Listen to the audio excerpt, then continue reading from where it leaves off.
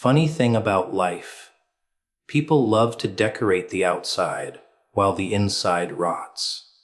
They polish the surface, put on the smile, play the role, but deep down mess.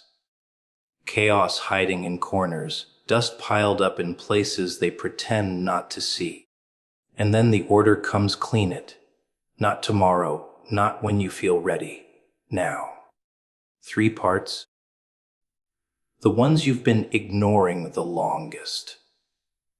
The mind you've poisoned with doubt, the heart you've buried under scars, and the space around you that reflects the storm within. You can't carry filth and expect clarity. The mind must be cleared of lies and noise. That's where the real dirt collects.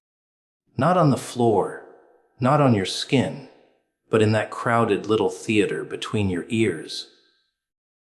Every whisper you believed, every doubt you entertained, every insult you replayed 1,000 times, it piles up. And like dust, you stop noticing it after a while. You live in it, you breathe it, you carry it, but you think it's normal. That's the trick. You don't even realize your thoughts have been hijacked. The filth feels like home, and the lies sound like truth. Look at the way the mind works when it's dirty. You wake up already drowning in noise. Before your eyes even open, the voices are there: you're not enough, you can't do it, why even try? That's not you speaking. That's residue. That's the garbage you've collected over years from people who never saw your worth. From failures you never let go. From fears you fed instead of starving. And you wonder why peace feels impossible. How could it not? When you're living in a landfill of your own thoughts. Clearing the mind isn't about pretending the dirt was never there. It's about dragging it out into the light. You've got to grab the lies one by one and rip them up by the roots. Question them, expose them, strip them until they lose their power. You believed them for so long that they became automatic. They fire off without permission, convincing you they're part of who you are. But they're not. They're squatters, parasites, and the only way to reclaim your space is to evict them. But here's the catch. Cleaning the mind isn't comfortable. It feels like war, because lies don't leave quietly. They fight back. They scream louder. They twist themselves into new shapes. They disguise themselves as logic, as caution, as humility. They try to convince you that keeping them is safer than living without them. That's why most people quit halfway. They'd rather live with the poison than go through the pain of removing it. But poison doesn't stay still. It spreads, and the longer you let it sit, the deeper it seeps. Noise is another enemy. Not just the lies in your head, but the endless chatter you invite from the outside. Screens, voices, distractions, all of it filling the gaps so you never hear yourself think. And you like it that way, don't you? Because silence is dangerous. Silence forces you to face what's been festering. That's why you keep the noise on, always, like a shield. But all that does is bury you deeper under layers of static. The truth is, the mind can't heal when it's suffocating in constant noise. It needs space, it needs quiet, it needs stillness. Otherwise, it stays dirty, no matter how much you try to patch the surface. Cleaning the mind means discipline. It means choosing what you let in. Not every word deserves to land. Not every opinion deserves to root. Not every thought deserves to stay. Most of what fills your head doesn't belong there. But because you never filter it, it takes over. Imagine leaving your front door open every night, letting strangers wander through your home. That's what you do with your mind when you consume everything without question. You let intruders plant their dirt, and then you wonder why you feel heavy, why you feel lost. You can't escape the truth if the mind is filthy. Nothing else works. Your decisions rot. Your emotions twist. Your perspective collapses. You end up sabotaging yourself without even knowing why. You think it's the world against you, when really, it's your own unclean mind dragging you down. That's why the order comes: first clean it. Don't decorate it. Don't hide it. Don't excuse it. Clean it. Because the lies and noise won't leave on their own.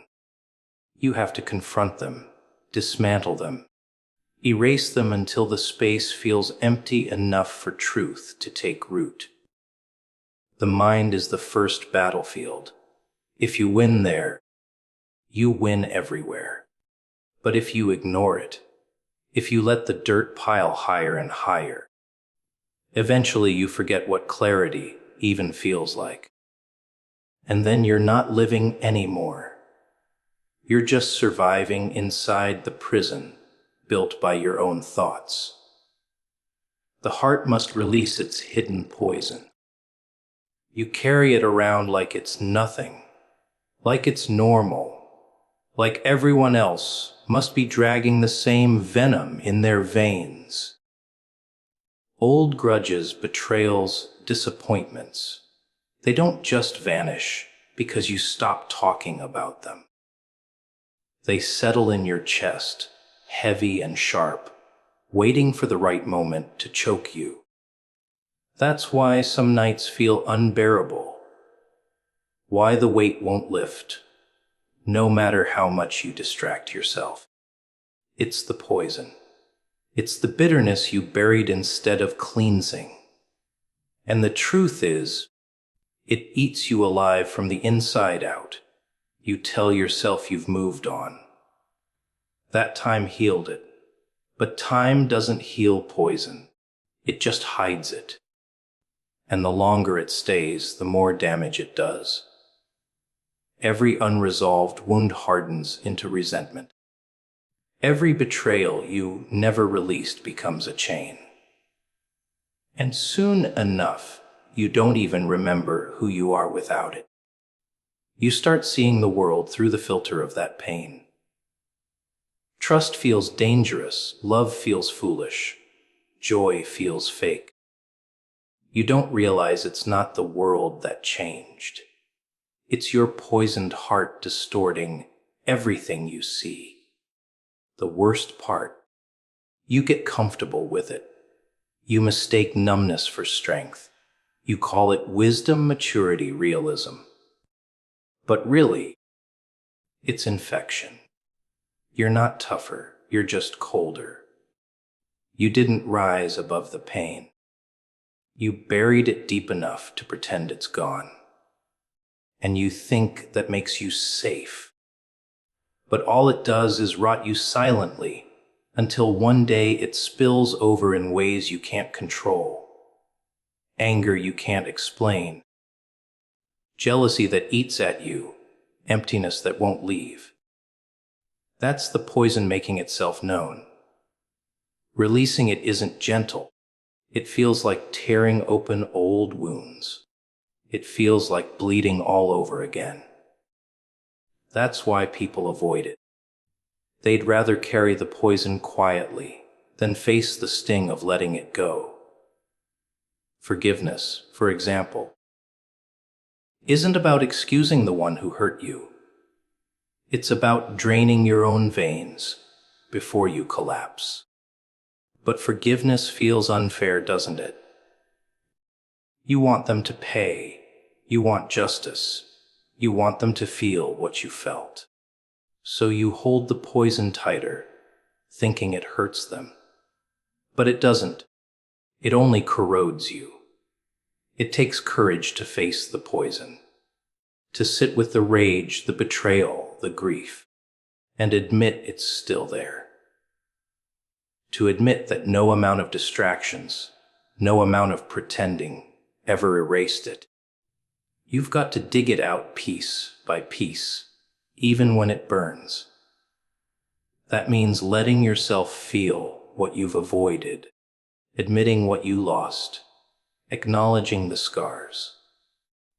Because only when you name the poison can you release it. Silence keeps it strong. Denial keeps it alive. But exposure weakens it, and once it's gone, once the poison drains, something shocking happens. Your heart feels lighter. Your chest doesn't ache the way it used to. You don't wake up bracing for impact every morning. Trust doesn't feel like suicide anymore. Joy doesn't feel like a trick. The world starts to look different, not because the world changed, but because your heart isn't distorting the view anymore. Without poison, the heart can breathe. And a heart that breathes gives life instead of draining it. Most people will never experience this freedom because they cling to their poison like a trophy.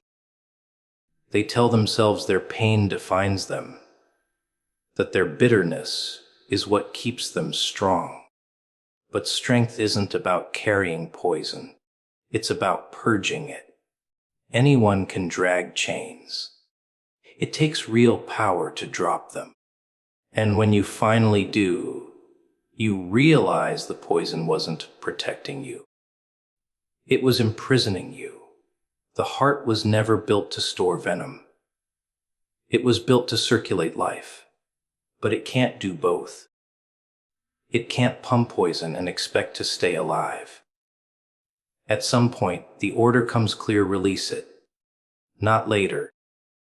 Not someday. Now. Because every moment you keep it locked inside, it spreads deeper, until you forget what it ever felt like to live without it. The environment must reflect inner order. You can't live in chaos outside and expect peace inside. Look around you. What you see every day is a mirror of what's happening in your mind. The clutter on the floor, the mess on the desk, the pile of things you swore you'd deal with later. They're not accidents. They're symptoms. Proof that what's unresolved within you is leaking out into the space around you.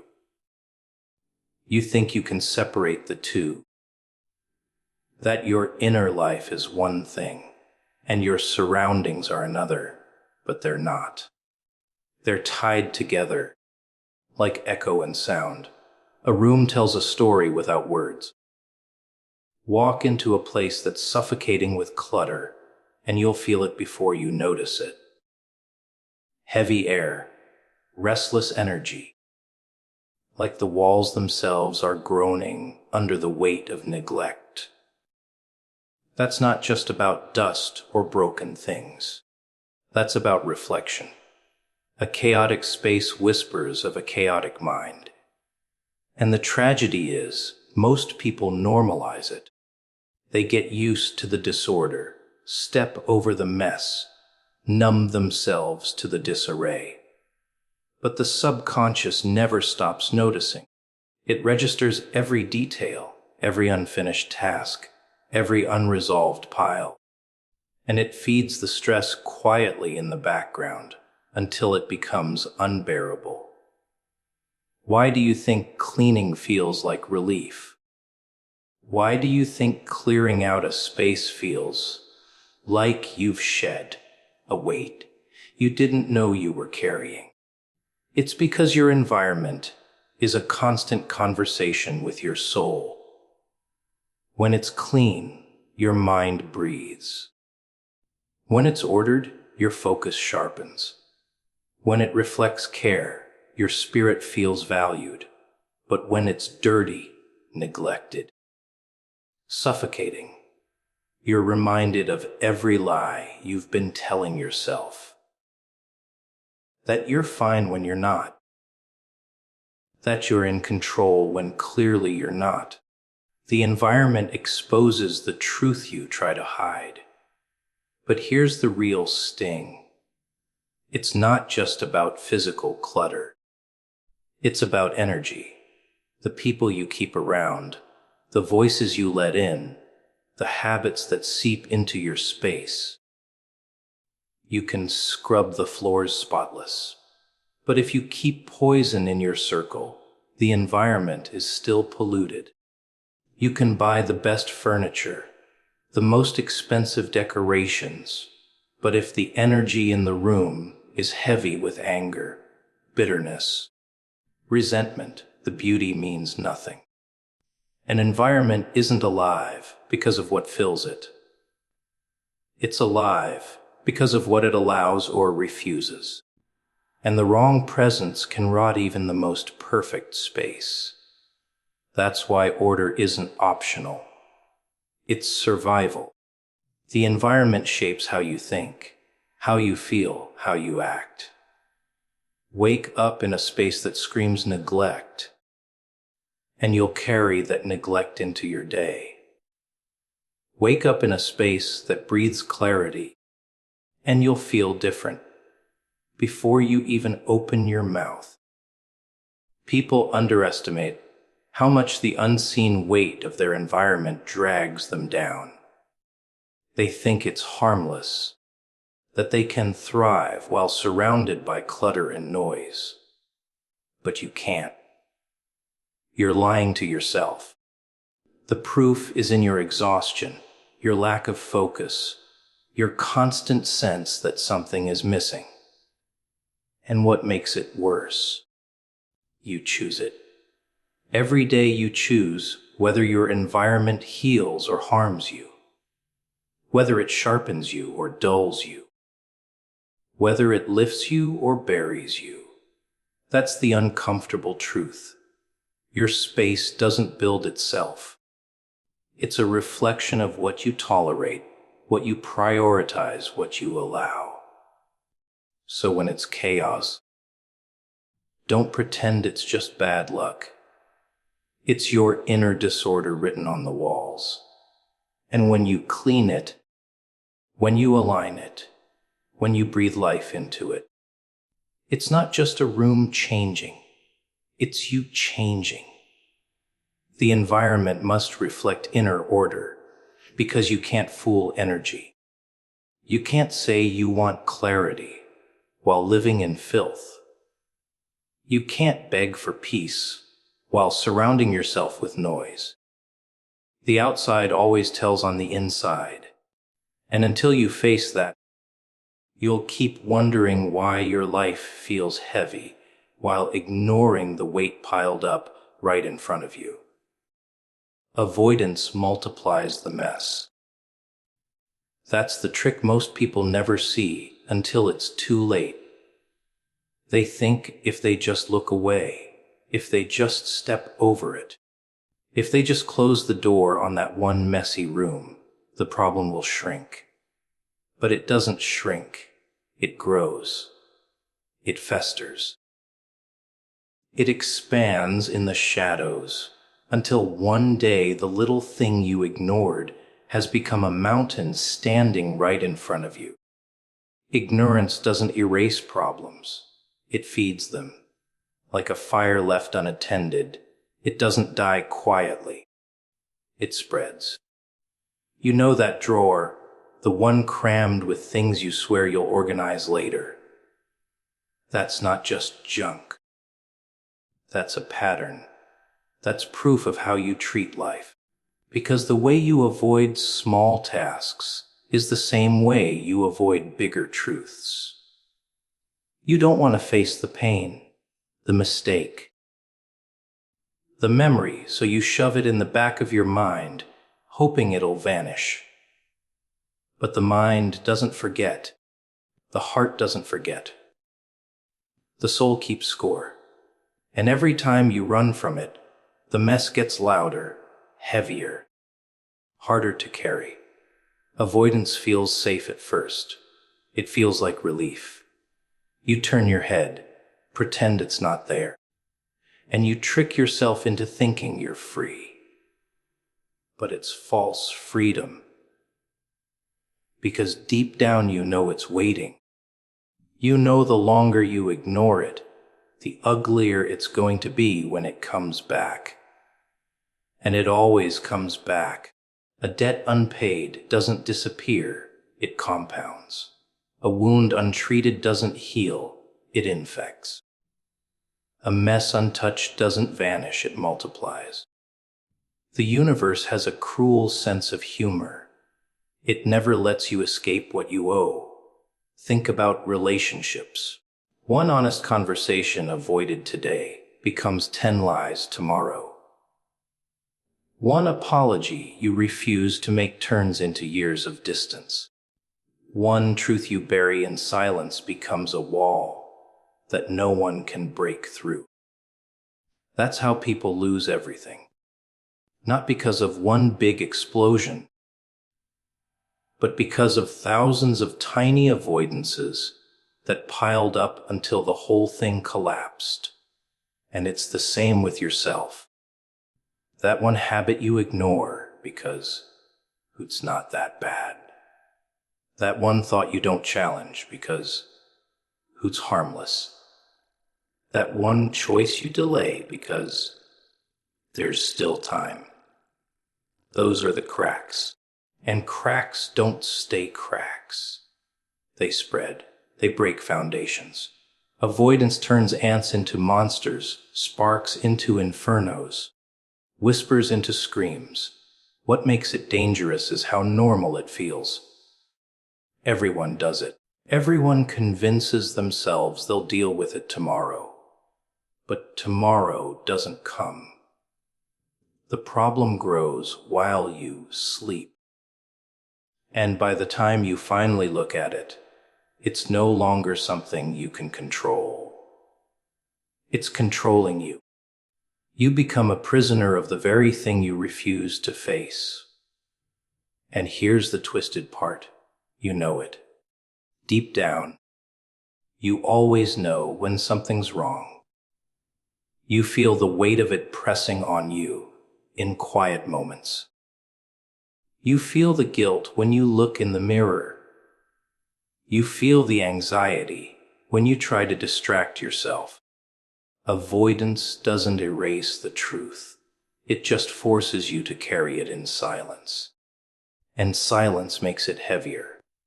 So every time you choose not to act, not to speak, not to confront, you're not avoiding the mess. You're multiplying it. You're feeding it. You're giving it room to grow until it becomes something you can't escape. And by then, what's no longer about cleaning up. It's about surviving the storm you created by doing nothing. Cleansing creates space for strength. Most people think strength is about adding more weight on the shoulders, more tasks on the list, more noise in the room, more trophies on the shelf. But strength doesn't grow in clutter. It grows in space. It grows when you strip away what doesn't belong, when you let go of the junk that suffocates you, when you stop dragging corpses of old habits and old pain into every new day. You want to be stronger. Then stop carrying what's killing you. Think about it. Have you ever seen a warrior walk into battle carrying every useless thing he owns? No. He carries only what serves him, only what sharpens him, only what will keep him alive. Yet people walk into their daily battles loaded down with regrets, grudges, fears, and excuses. They want strength, but they refuse to release weakness. They want power, but they hold on to poison. And then they wonder why they stumble under the weight. Cleansing is brutal because it forces you to admit what you've been hoarding. The lies you've told yourself, the relationships you've outgrown, the fears you've dressed up as caution. All of it takes up space. And as long as it sits there, no matter how strong you think you are, you're limited. A cluttered room weakens focus. A cluttered heart weakens courage. A cluttered mind weakens clarity. You can push, you can grind, you can fight, but you'll always hit the wall that your own mess has built around you. The power of cleansing is in subtraction, not addition. You tear down the noise until only what matters remains. And when the noise is gone, you discover something terrifying. You were always stronger than you thought. The strength was buried under all the weight you refused to drop. The energy was there, but it was tangled in distractions. The focus was there, but it was smothered under clutter. The courage was there, but it was drowning in excuses. Cleansing doesn't give you strength. It uncovers the strength you already had, but couldn't reach. People fear empty space. That's why they cling to the junk. They think if they let go, they'll have nothing left. But emptiness isn't weakness. It's potential. It's room for growth. It's space for new strength to rise. Look at a cleared battlefield. The silence, the stillness, the openness. That's where power can move freely. That's where strategy can breathe. The same is true inside you. When you cleanse your mind, your heart, your surroundings, you create space for focus, space for peace, space for fire. And from that space, strength grows unshaken. But make no mistake, cleansing hurts. It's violent. It rips away illusions you've been hiding behind. It exposes the parts of you that have been rotting under the surface. It forces you to admit you've been choosing weakness, not by accident, but by habit. And that's why most people never do it. They'd rather carry filth than face themselves. They'd rather drag chains than let them go. They're terrified of the silence that comes after the cleansing because silence leaves them face to face with who they really are.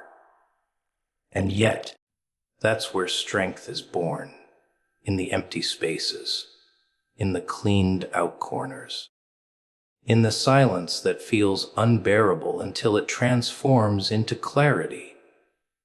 When you strip yourself of the unnecessary, you find that the necessary is more powerful than you imagined. A sharpened blade cuts deeper than a pile of dull ones.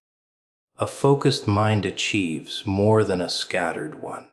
A light heart carries further than one weighed down with bitterness. Cleansing creates space for strength because strength needs room to stretch, to breathe, to rise. It can't grow in a cage of your own making. It can't shine through the dirt you refuse to wash away. Every ounce of energy wasted holding on to the past is energy stolen from building the future. And every corner you refuse to clean is a corner that holds you hostage. Strength doesn't come from adding. It comes from clearing, from letting go, from creating the space where it finally has no choice but to reveal itself.